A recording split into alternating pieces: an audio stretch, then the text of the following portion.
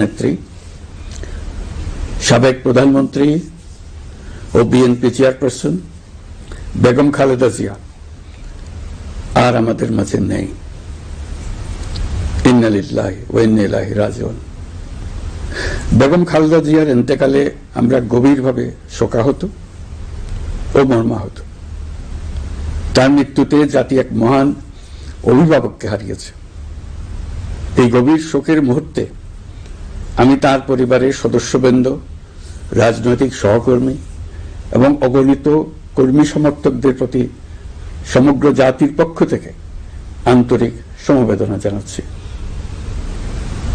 মহান আল্লাহর কাছে আমার প্রার্থনা, তিনি যেন আমাদের সবাইকে এই গভীর শোক কাটিয়ে ওঠার শক্তি দান করেন। বেগম খালেদা জিয়া ছিলেন বাংলাদেশের রাজনীতিতে এক পরম মহিমান্বিত ব্যক্তিত্ব।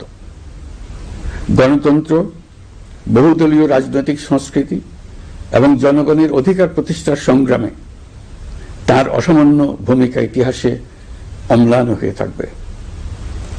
স্বৈরাচার ও ফেসিবাদের বিরুদ্ধে তার আপসহীন নেতৃত্ব বারবার জাতিকে গণতন্ত্রহীন পরিস্থিতি থেকে উত্তরণের পথ দেখিয়েছে এবং মুক্তির প্রেরণা জুগিয়েছে।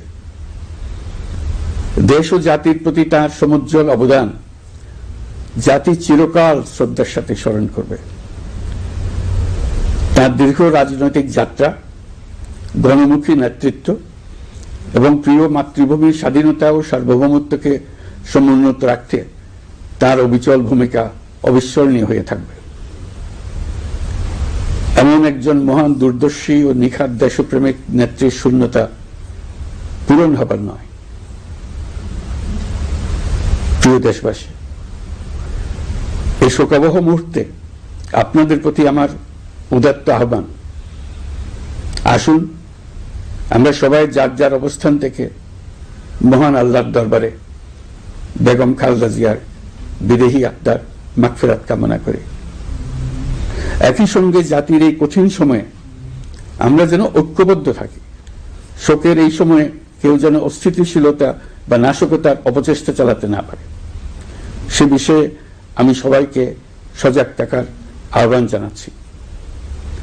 এই সময়ে আমাদের সবার দায়িত্বশীল ভূমিকা পালন করা অত্যন্ত জরুরি।